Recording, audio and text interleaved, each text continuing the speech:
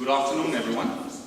It delights me greatly to welcome you all on behalf of the University of Copenhagen in general and the Department of Computer Science in particular to this workshop in honor of Neil Jones.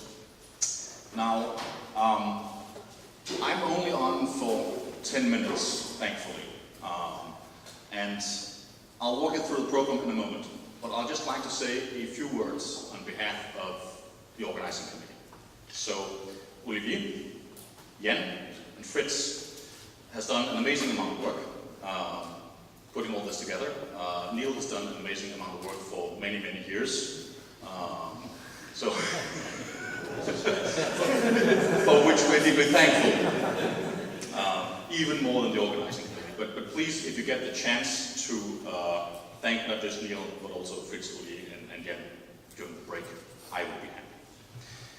Excellence is a word that gets bantered around a lot in academia today. And the semantics of this word is not entirely clear to most people. But one thing that truly bespeaks of great excellence is large international accolades, such as the ACM SIGPLAN Program Languages Achievement Award. This is a momentous occasion, not just for the scientist himself, but also for the institution that had the great honor of hosting him for many years. So, Neil, on behalf of DIKU, thank you.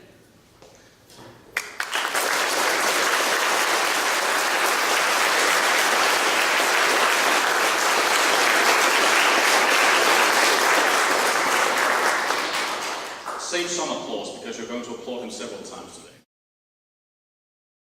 Dennis is an expert both in programming languages, software engineering, domain engineering, and too many fields for me to go through here. We are delighted to have him here, and he will give our first talk on Neil, a Great Dane, reminiscences from 38 years around our show. Dennis, please. Thank you very much.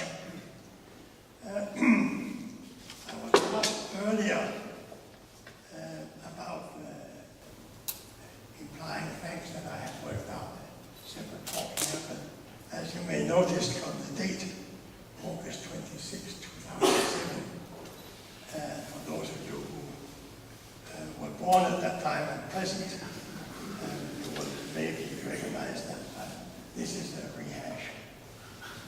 In excuse, I ventured the statement that, well, you see, Neil hasn't done very much since then. Anyway, here we go. So first there is a summary. You can read yourself, but he was a great gift from the USLA to Denmark. And we have a particular lady sitting somewhere, a talent scout of any, Lena Rock, who made sure that he stayed here.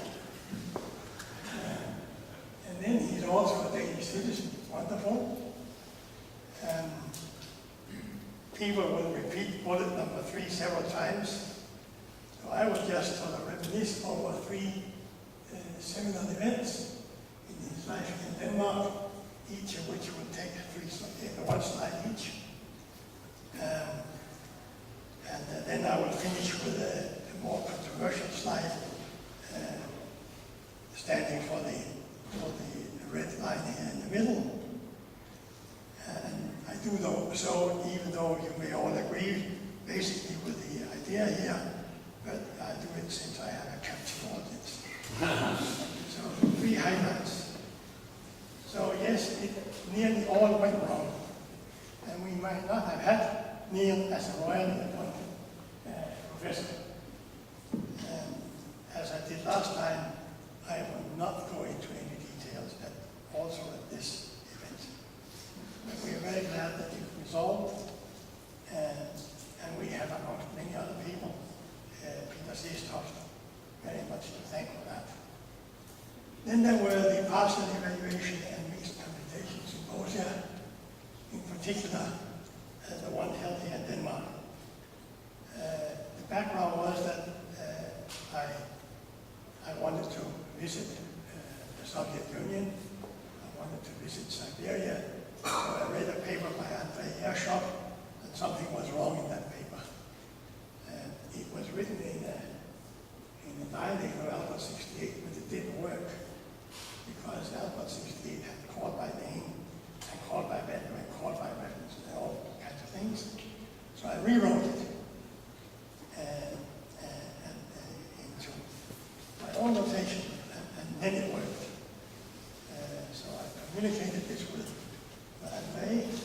college, and that led me into computation and partial evaluation. In 86 April, I met Andre at a meeting in Bad Tölz, Germany, and he was clearly ill. He died the following year, 2 years later in December. And he asked me to arrange what became the IFTC2 working conference, of which the three amigos, I wish all the three amigos were like these three people here. Bjørner, Bjørner, and Neil Jones. The meeting featured 7 Japanese scientists, all of whom brought 1.5 liter bottles of sake each. 7 Soviet scientists, all of whom brought a couple of bottles of vodka each. And 7 US scientists, all of whom brought gallons of bourbon. Neil at that time was still a US citizen. But there were 62 more people. So that was a great event. And I think it's spurred by 2007, there had been, I think, 12 such partial evaluation conferences. In 1992, I wrote a brochure, the last line at the bottom there, tells about that. Oops. Oh, shouldn't have done that. For the UN University Institute that I was a director of. And in that, on one page, 15, I showed Maxwell's equations, and I referred to a later page where I gave my own rendition of the mix equations, and I hope they are approximately reasonably correct. The reason I did that, and explained that in the brochure, was that I had a deep feeling that these 3 equations are comparable in many senses to the Maxwell equations. Certainly, the Fujimura projections were wonderful, but it was Neil who gave substance and mathematics and understanding to them. Painstaking work, and I understand that both Peter Sestoft and Carsten Bjørner is or would be here. Is Carsten here? It's not yet. That's what he comes. So that was the third. So these were 3 events that stood out very clearly. And then I want to come to something else. Ladies and gentlemen, this is a very short speech so that the people after me can have some more time. And just this slide and one more. And really it has nothing to do with Neil Jones, so I really shouldn't say it, but let us summarize anyway that, and we'll see the summary. So I think that the foundational studies are at risk, the foundational ones. Yes, we give courses in web design and whatnot at academic universities. The IT industry is pressuring us for mass production. Politicians believe universities should provide this production. Powers that we do not understand the quest for understanding. Irresponsible industry groups do not understand and appreciate abstractions. Modern universities, quote unquote, threaten elite students and studies and student scholars. Queer forms of management are taking over. Complicity is rampant. We risk losing accumulated knowledge. When I read that line 6 years ago, 7 years ago, whenever it was, I said that while preparing that talk then, I had searched the internet, Googled lost research, and lo and behold, I found slides for a presentation Neil had given, I think around 2003, at CNRS in Paris, where there was a section and 1 or 2 slides on that topic. afraid that although we have good people, there are good people at DIKU, that we are at risk of losing accumulated knowledge. So it was fun while it lasted, namely accumulated knowledge. No need to linger around, otherwise daily witness the process. If you are now as to what the new management is all about. So what the new management is all about is to strengthen every presentation they give with such words as you see here. Omstillingsparat, concept creating, and so on and so on. So these are the bullshit terms. You can measure your management on those two. So, ladies and gentlemen, thanks to Neil for holding the fort. Thanks, Neil, for upholding and exceeding greatest standards. So that was my talk.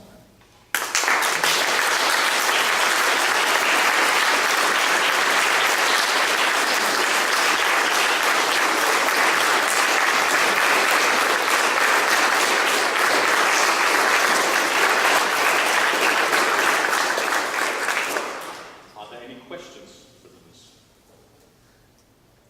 No. Everyone agreed. Interesting, so no managers present. Our next speaker, Jens Palsberg, is the editor-in-chief of the ACM Transactions on Programming Languages and Systems. He is very well known, to say the least, in compiler circles, and he does have an interesting checkered past that has intersected Niels in several ways. So please welcome Professor Palsberg.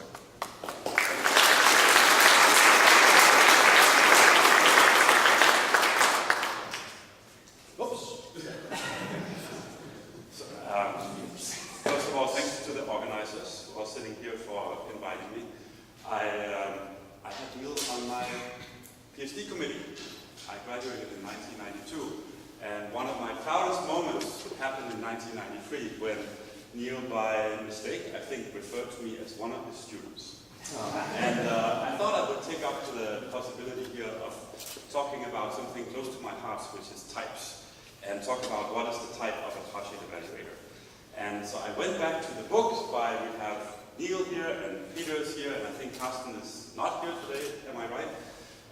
Nevertheless, the book that has this wonderful chapter 16.2 about types for interpreters, compilers, and partial evaluators. Am I right in thinking, Neil, that you are the key person behind that chapter? I would think so. And that chapter has sort of come back to me multiple times. In fact, I'm working on a project under the National Science Foundation in the United States on this topic. And the way I would frame it is to say that if you look in this chapter, I'd like to show you a few highlights of the chapter. And it talks about, in particular, how to type check a self-applicable partial evaluator. And there's an exercise in there that says, once the chapter has done all of that, it says from familiar language like the lambda calculus, write down rules and so on to type check compilers, interpreters, and partial evaluators. And the talk today is about my progress on solving that. So I'm going to try some different notation than what the chapter does. I know some of you have read this book. And I'm going to go with this. If we have a program, as let's say an expression, E, then I'm going to talk about quote E as the representation of that expression. And so it's going to be all about types. So what you need to remember is that if this expression E has type T, then quote of E has type X of T, expression of T. In the book, they write notation with underlines, and there's some other notation there, but I'm going to go with this. And so the key thing in the book is that we have these three things: an interpreter that's called int, a compiler that's called pump, and a partial evaluator that, of course, is called mix. And it has these types. Each one has a type listed there.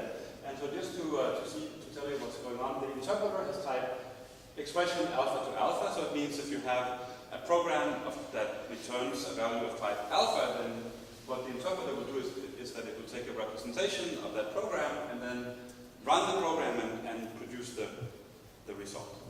And then the compiler, well in this case here I'm going to do a little less than what the book does. I'm not going to compile from one language to another. So whenever I say compiler, it's really more like an optimizer that optimizes from the program to another one in the same language. And so you can see a compiler here takes a representation of a program to a representation of a program, and that both produce alpha. They have the same type. And so that's already a sign there that the compiler is doing something right. At least it produces another program that returns the same kind of value. It's not complete correctness, but it's already a good sign. And then the most important one is mix, where what mix does is that it takes a program that has a representation of a program that has type rho, arrow, sigma, and then it takes a static argument of type rho. And then what mix does is then to produce this output, a specialized program that is it produces actually a representation of a program of type sigma. And so then the rest of the story in that chapter is about how to self-apply mix. And I'm going to give you just a little bit of how it comes out in my notation here. So let's say that we have mix applied to, in this case, a representation of an interpreter, and then a representation of a program that we want to specialize the interpreter in that program. And let's say that the program has type T. So if you run the program, you get a result of type T. And then what we do is that we take those polymorphic types from the previous page and we instantiate them. And if we instantiate them well, when we get mix, we'll have the type listed there, and we get int, we'll get the type that is listed there. And then, of course, we're going to apply mix to representations of those fellows. So we're going to do a quote of int and a quote of the program. And then so we got an X in front of the types from before. And then as you can see, when we apply mix, then the first argument to mix has exactly the type of the quote of the interpreter. The second argument is exactly the quote of the program. And then as the result, we get a program that, we get a representation of a program that returns T. So that is what normally would be compiled code. That's the first Fudemore projection, as Ina showed it. Here comes the second one. This is the type version again. So now it's more complicated. We're going to self-apply mix. We're going to apply mix to a representation of mix, and then a representation of an interpreter. And again, we have to do more work here. So mix gets instantiated twice, first to a 2-line type, and then to a 1-line type. And then finally, the interpreter will take it at the expression T goes to T. And then we're going to take a representation of the second instantiation of mix and a representation of the interpreter. We get these types, and again, if you follow through, you can see that it just works out, and in the end, we get that mix applied to itself, and int has this type, which is a representation of, as you can see, expression to expression. So it is a compiler. So what we did here was the famous Fudemore projection of automatically, by way of a partial evaluator, mapping an interpreter to a compiler. And then the third Fudemore projection, well, here I'll do what the book also does. I'll skip the details. And this is the mix, as Steve has also said, mix applied to mix and applied to mix. And with a lot of work, one can get to the end result, which is that after doing all that, we get a representation of a program that maps a representation of an interpreter to a representation of a compiler. Comes out very well in the types, and it works very well. So then we come to the critical point. When we look at the details, at the bottom of one of the pages in chapter 16.2 of the book there, it says, maintaining our emphasis on observable values, we will require rho to be a first-order type. Well, so if I wrote down the type of mix again there, and you can see what rho is that is the type of the static argument. So, so the book says, for this reason that they like observable values, we're going to make the assumption that we are always supplying first-order values as the static argument. And of course, when we self-apply mix and we do these other things going on there, it really means that this X thing, whenever we represent something, is a static, it's a first-order value. So typically maybe string, S expression, syntax tree, first order. That's what it is. And then we get to exercise 16.3 again, and as you can see, what it says is, for a familiar language like the calculus, do all this type checking. And then I must tell you, in the lambda calculus, there are no first-order values. Of course, I could maybe add them, but if we want to do what particularly Torben Mogensen did very successfully back in, I guess, early 90s, particularly, he was doing partial evaluators for pure lambda calculus. And so I was thinking, that's what we ought to do. We ought to take up this line of work and then do the modern thing. The modern thing of how to represent programs. For example, if you study the Haskell internal representation, is they do high order abstract syntax. So you actually represent functions by way of other functions. So that is my project. And I must tell you, I didn't really solve this problem of how to type check a partial evaluator. What I have made progress on is, well, what it actually said in exercise 3. It did mention interpreters, so compilers, interpreters, and partial evaluators. So I'm going to report on progress on how to type check self-applicable interpreters, and then we'll have to leave the self-applicable partial evaluators to future work. And so just a little bit. So these self-interpreters, already self-interpreters. However popular self-applicable partial evaluators are, self-applicable interpreters are already very popular, very useful. They are useful as a basis for various kinds of meta programming. And just about every self-respecting language out there has a self-interpreter. An interpreter written for the language, in the language itself. I have found them online and in books for Lisp, Scheme, JavaScript, ML, Haskell, Python, Ruby. It seems like it's the first thing people do. Once they have the language up and running, they got to show that they can write an interpreter for the language. And for lambda calculus, I went back and found Stephen Kleeni's paper from 1936. He has this paper where he talks about lambda definability of all kinds, and in like 2 lines in the middle of the paper, it says, oh yeah, we can also do a self-interpreter. And then, of course, there are various papers coming after that. Particularly, I'm fond of Torben's papers. And my project is to do type versions of all that. I would like to type check these things. All this previous work is very good, and it's untyped lambda calculus.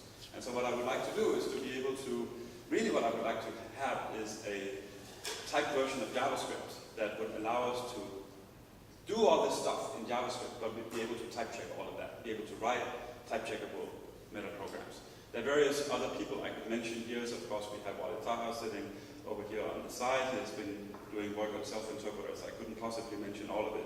But I think that it's a topic that deserves more attention. And so now I'm going to give you my take on it. I want to work on lambda calculus I want to have a lambda calculus with a decidable type system. I'm willing to write annotations of all the lambda bound variables and so on, but I want to be able to actually run a type checker, so I don't have to type check by pencil and paper all the time. And now we get into this business that will be also true for self-applicable partial evaluators, which is now we're both implementing the language and we're also using the language. And so it means that every time you have a powerful feature in the language, you need something, a powerful technique to implement. When you have a powerful technique, you need a powerful language to use to really carry out that technique. And so you have this thing that more powerful language features means more powerful techniques means more powerful language.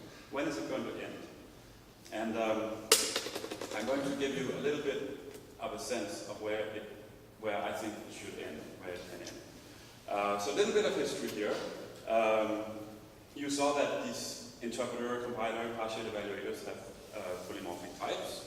And there was this paper by Frank Fenning and Peter Lee in 1991 that says we're going to write a typed self-interpreter for lambda calculus in system F. Seems like a good choice. They're polymorphic types, well understood, long studied. You know, system F goes back to Girard's thesis, has been studied heavily since then.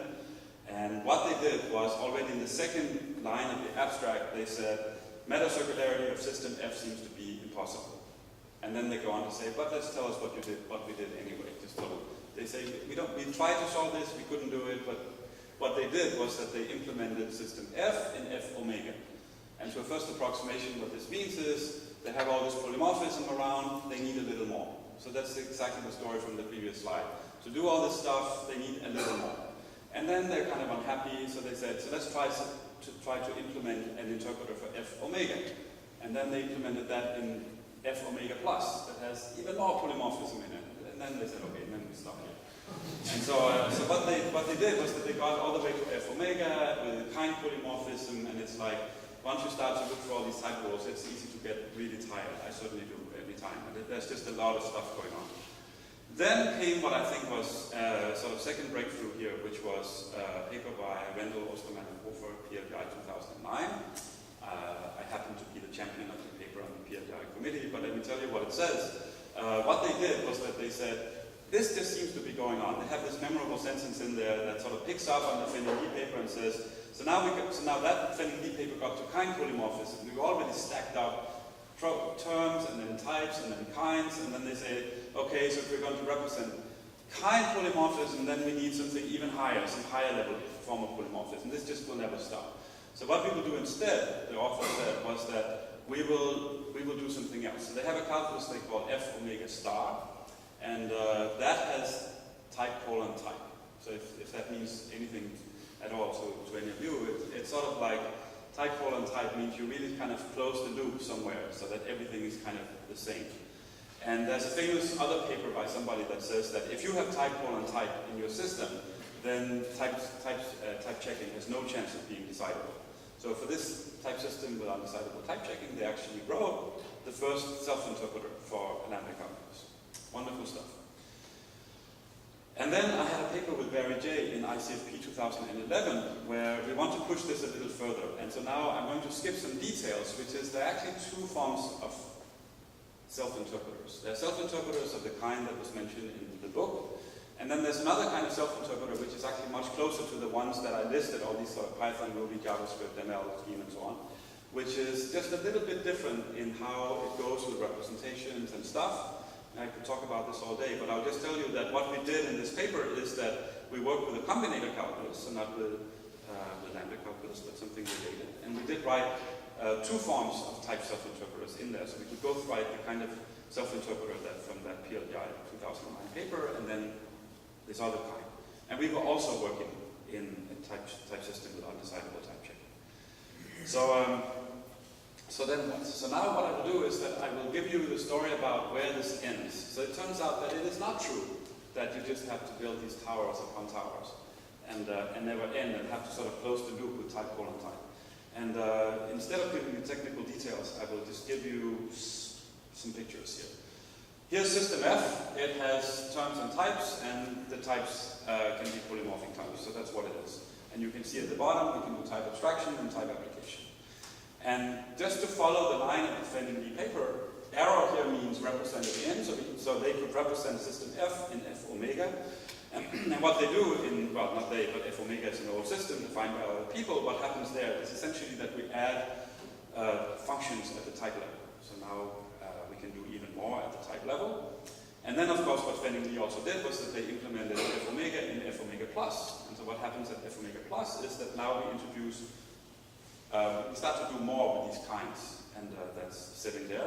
And in particular now we can do kinds that are polymorphic, we can do types, I want to say, that are polymorphic over kind variables.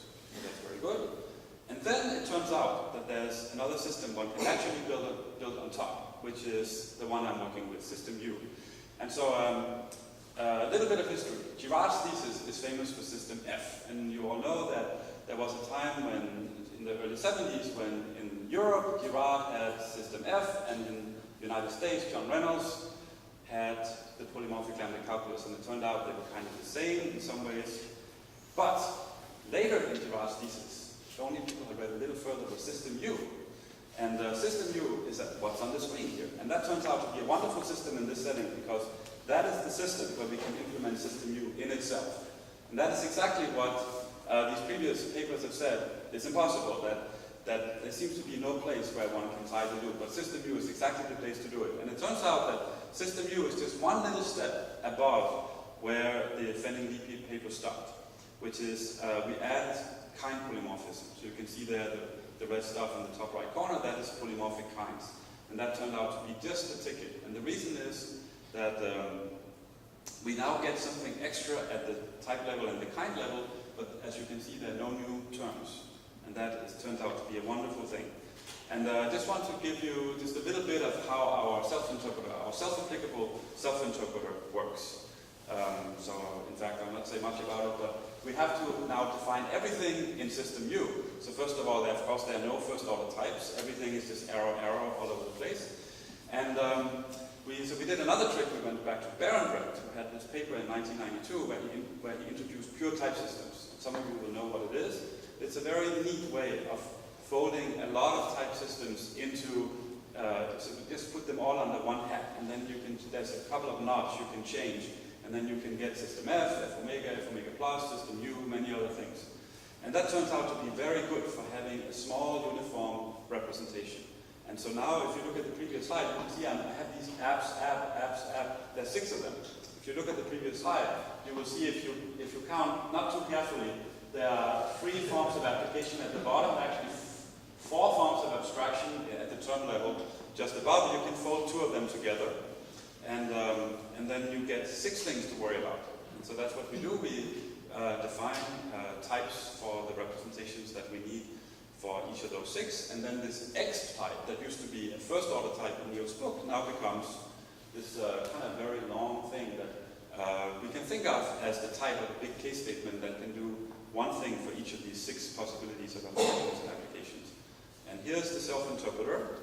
And I can tell you, I remember a workshop 25 years ago where I was fortunately not the speaker, but Neil was there, and at some point, this was the days of transparencies, for those of you who are old enough to remember that. And at some point, a real fly landed on the transparency at the projector, and Neil looked up and said, "There's a bug in your code." But I can tell you, there's no bug in this code, because this is a self-interpreter in a decidable type system, and we ran the type checker on the interpreter. We ran the interpreter, we also ran the type checker at the end, just to check, and it type checks very nicely consistently. So the insight is on this slide. This is just for those who happen to be experts on this. The key thing is really the red thing at the bottom. When we get to implement, the key thing here is the type polymorphism. We will require kind polymorphism. People knew that. And then how do we represent kind polymorphism? Well, the idea is that kind polymorphic types is really what we need. And because there are no new terms when we implement when we add kind polymorphism, we are fine. And the whole thing, the loop ties up, and we're good. So the conclusion here is, I'm making progress on exercise 16.3. We got the self-interpreter done, and we're working on the self-applicable partial evaluator. System U turns out to be a very good thing. And thank you to Neil for the inspiration for 3 decades now, and many congratulations on a well-deserved award. Thank you.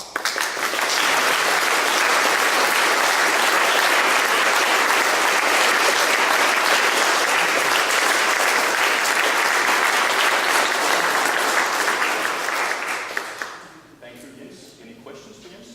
Several bits. Is system U strongly normalizing? So system U is famous for not being strongly normalizing. So I think you probably knew that when you asked, but let me tell you that system U was is actually known as Girard's paradox. And so he proved the famous theorem in Girard's thesis is that system F is strongly normalizing. And what Girard wanted to show was how little do you need to add to system F to get to something that is not strongly normalizing. And so in many ways what system U is that it's a system F where we have added all of system F at the type level. So in many ways, that is what it is. You add system F at the type level. And then the type level is strongly normalizing, that's why type checking is decidable.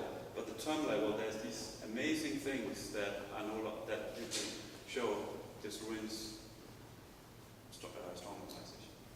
So, an alternative to a self-applicable partial evaluator is the compiler generator. Some people argue that you should write a compiler generator by hand instead of writing a self-applicable partial evaluator. And it turned out that makes some things easier with respect to type. So do you expect that also to make things easier before? I think that would be a big simplification. Yeah. We had some experiments with a much more complicated language than system U for writing compilers and take steps towards writing compiler generators by hand. I think that would be much easier. But it's been a long road to get to this point, so I'm not making any promises right now. Questions? Thank you.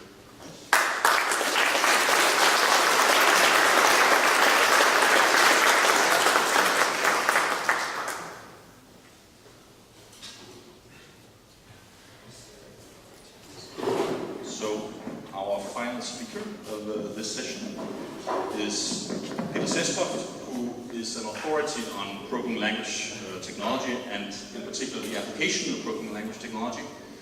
Apart from his scientific achievements, well, apart from his recent scientific achievements, he was also instrumental in the first wave of partial evaluation at DIKU.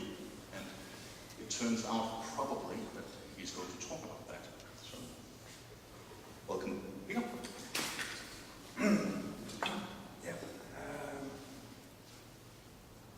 Right, okay, so that's the preview version. Let's hope I can manage that. Okay, so, yeah, I'd like to prefer the PowerPoint one actually, if this is possible. I saw it was there. I'm fine with this one, I prefer this. What's there? Yeah. I have a lot of trust in Microsoft technology.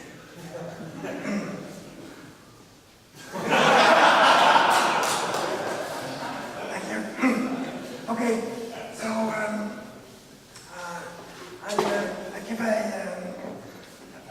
parts of the history of programming languages at DIKU, and it's partial in several senses, of course. Actually giving a history of programming languages at DIKU would be incomplete without talking about the days before DIKU, where programming languages actually was a big thing in Copenhagen, thanks to Central and not least Peter Nauer. Peter Nauer is famous as being the editor of the Alcon 60 report and editor of the Alcon Bulletin for some years, which meant he organized a lot of information and collaboration between Europe, between Europe and the US and within Europe in the programming language very early on, and developed some of the first alcohol compilers at the same time as Bauer, Dijkstra, Hoare, Randell, and other well-known people in Copenhagen. DIKU, of course, didn't exist at this time. DIKU was created in 1970 by Peter Nauer chiefly. But actually, in addition to the alcohol compilers and alcohol stuff, Nauer did some other interesting things in the 60s. One of them is a paper about checking operand types in alcohol compilers from 65. Alcohol is a relatively, at that time, a rather complicated language with integers, reals, booleans, arrays of these, and arrays of arrays, and so on, labels and arrays of labels, and so on, and functions and procedures and parameters. And it says in this paper that a complete type checking might look very complicated, but actually, if you take a look at the whole thing, there's a, not as a complicated problem, but as a kind of evaluation, pseudo-evaluation, computing with a particular kind of types and so on instead of values, then it's very easy. So he distinguishes 25 different operand classes or abstract values in Alcon 60. And then the type checking problem is just what we today would call abstract interpretation. It's very, very easy to do. So I think that's some achievement at that time. The other thing that's quite notable is this paper proofs of algorithms by general snapshots. So here's a proof of linear search for maximal element. So there's some algorithm code up there. And that contains you can see there's a for loop for I equals to step 1 until n. So that's a for loop that goes down to the n semicolon. It contains the word comments, begin comment, general snapshot 3, and begin comments, general snapshot 4. And that seems to be the first occurrence of what today would be called a loop invariant, and a proof of an algorithm by using loop invariants. It's actually before Floyd's 67 paper on more or less the same subject, except Floyd's is much more formalized. Floyd goes a long way further in formalizing the foundations for reasoning with these things. But the idea was known to Nauer and apparently at the same time to Floyd, whom he refers to in this at the end of the paper. Okay, then the DIKU was created in 1970, and I've done a rather incomplete or partial study of programming language studies at DIKU. Simply looking by the list of DIKU reports on programming languages. It would be much better to look at the university yearbooks, which contain the complete publication list, but I didn't have time to do that. It's only on paper, apparently. But you see here, there's actually some programming language work in the 70s. Some of them are quite ambitious. This compiler for RC 4000. Anders Ravn here, there was one of the authors. And a later paper on optimization techniques in an Alkaline 6 compiler, also involving Anders Ravn. Then two things I've never heard about until last week: static analysis of alkaline programs and semi-automatic proof methods. So with that, and something went on, but there's not a lot of the DIKU reports from the 70s that contain programming language stuff. Jens Palsberg and Henrik Snow wrote the Pascal compiler for Univac 1100, the one I learned to program Pascal on. Jens here. And that was quite a wonderful compiler and an achievement. Then apparently something drastic happened in '82. Somehow you can just look at the report titles. They changed to something that seems more recognizable today, like control flow treatment in a simple semantics directed compiler generator. Henning Christiansen and Neil Jones. Henning is here too. Somewhere, yes. Stepwise development of operational and computational semantics from Prolog by Neil Jones and Alan Mycroft. Generation of a compiler generator by Sestoft. And more by Sestoft. But also a quite wonderful paper by Jens Palsberg, type representation of objects by functions. Turns out to be Scott's encoding of data as functions only expressed in Pascal. And I remember trying to read this report and failing. It is quite an achievement to do that, actually. It's really, really interesting, but very hard to understand. Thanks to Pascal, the need to encode things by nested Pascal procedure declarations. Okay, Neil had arrived at DIKU and started doing some interesting things together with Henning from Aarhus and Alan from Edinburgh and so on, and Mads Tofte from DIKU. The way I got involved in that was MIX, the self-applicable partial evaluation, and Demis has already shown these for the more mixed equations, and you have this compilation by partial evaluation, compiler generation by partial evaluation, compiler generation by partial evaluation, and then the self-generation of a compiler generator by applying it to a partial evaluator. And Hans wrote this wonderful graphics for this purpose. I got involved as a third-year student in January '84 when I met some weird people in the canteen of DIKU talking about a very, very strange project that Neil had undertaken. It was, I think, Hans and Sestoft and maybe Jakob Nokia, and I don't remember who else. So it sounded very exciting. I just followed Neil's compiler course the term before, and so I somehow elbowed myself into this collaboration with Neil and Harl in the spring, and we made lots of experiments. It was very exciting to think about this self-application. We also had a lot of failures. Jens Palsberg said there's this problem that the language has to be strong, but not too strong to do this. And in the end, in the fall of '84, we actually had this breakthrough. Neil came up with a lot of great ideas, expressing program specialization by program points, using annotations to distinguish static and dynamic, and inventing a binding time analysis to make this possible. To invent the annotations, basically. And then we wrote this Dijon paper for the rewriting techniques and applications conference in May '85. This one, an experiment in partial evaluation, the generation of a compiler generator, which starts out with a very familiar annotation here, nowadays very familiar annotation.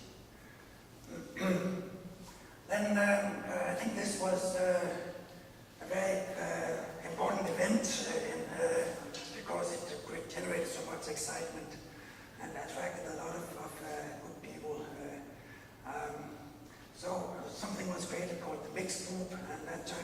TOPS group, Theoretical Theory and Praxis in Programming Languages. I think this is more or less the birth certificate of the TOPS group from August '88, where Neil suggests that we organize ourselves a little better. At the time, the group consists of these people, many of which are present here, and already some abroad, Mads in Edinburgh, Carl in Melbourne, as well as at Cambridge, and Tom Uptoft in Aarhus.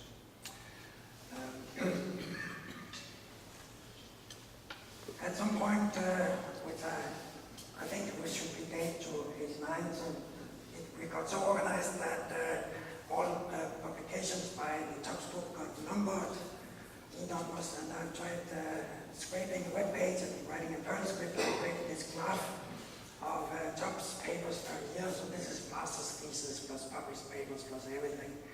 So a very modest number. I think it's too modest in '86 and '87. It's actually a little higher, but you see a very huge explosion in activity here in the '90s, which represents a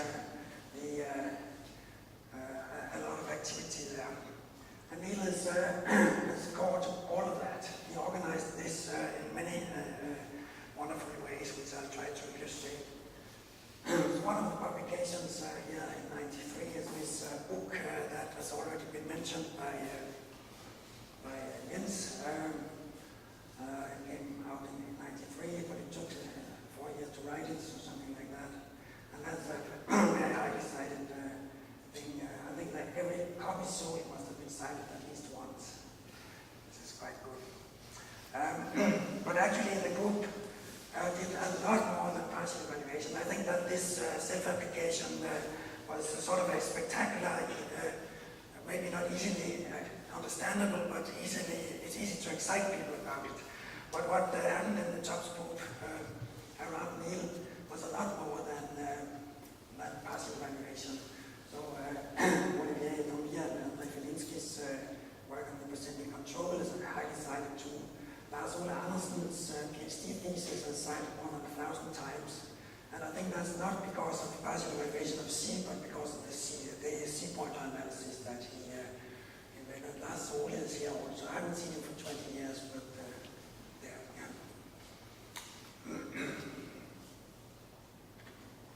And more on Felinski's monad work, Toft and advanced region-based memory management, size change principle for program termination. That's also invented sort of to help partial evaluation, but it's used for a lot of things, including proof of termination of procedures in proof systems.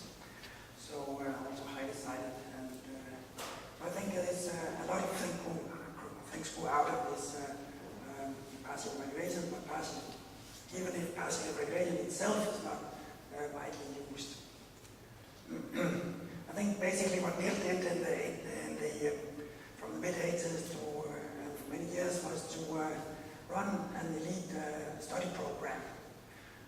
Nowadays, several universities do have elite study programs, but Neil just created one and ran it without any special funding or further ado. And one example here is Mads Rosendal's master's thesis from '86, which became an FPCA paper in '89. For some reason, I came across it again 5 years ago and was amazed how beautiful a piece of work this is. It's summarized on page 3. What goes on in the thesis starts out with this notation. You have a program with P in number 1 that maps data to data. Okay, so the whole thing is about automatic time estimates for functional programs. So given the program P, we make a program TP that counts the number of operations that P would execute, still a recursive program. We generalize it, lift it using a collecting semantics, so it maps sets of data to sets of time points. And then we take the maximum over that and set free. So we have a program that maps time points to that should be data, I think, 2 times. And then we need a size function, invert the size function, compose the whole thing symbolically using private and partial evaluation, and use amount of tricks and turn this still program, turn this difference equations that gives time bounds. It's totally amazing to do this in master's thesis, and it's a long time since I've seen such a beautiful explanation of things. And Niels' book is just seemed normal, which, yeah, incredible. Neil created a huge international network for us who were students at the time. The first important contact was Olivia Novi, who arrived at DIKU in the mid-86, as far as I recall. Then he created this Esprit project called Antique with Hankin and Samson and Ramsky from Imperial College, Phil Wagner, John Hughes from Glasgow, and Nico Soos from Paris. And I think that created a huge amount of opportunity for everybody who was around, and a very, very strong environment for program language work in Copenhagen. Fritz arrived in 91, I think, in 91, but a bit later, Julian Lavelle, and tons of visitors. A lot of conferences were held in Copenhagen, organized, initiated by Neil and consorts, programs as data objects in 85. There was also a workshop the year before, which I can't remember the name of. A really, really important part of that is the one mentioned already by Tines, the partial evaluation and mixed computation workshop in 87, organized by Bjørner and Maria Schoff and Neil, and many other things. Since then, there's been the ACM symposium on partial evaluation and semantics-based program manipulation that's still going on. I finished with the group picture from the 87 event, which is here. It's probably impossible to see for you, but you have Neil here, Dines there, and Maria Schoff, Yoshi Futamura, John McCarthy, Valentin Turchik, John Hughes, and Bill Shirley's, Sergei Kumanenko, and also a lot of other people present here, like John Gallagher, from the corner, Olivier, Tom Mogensen, and tons of other people like Ken Barnsley, and so on. Kenny Christensen's over there, yes. So, and what a gift it is for a student to have this kind of, this collection of people as a network. Thanks a lot, Neil, for making this possible.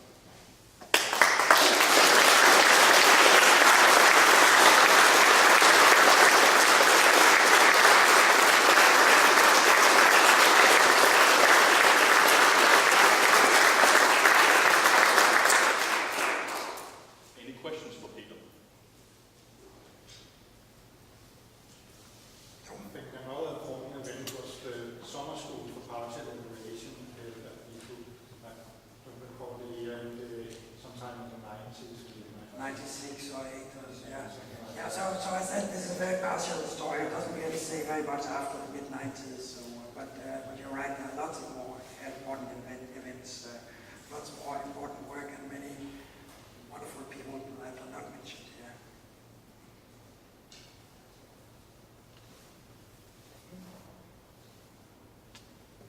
Thank you very much, Peter. Thank you.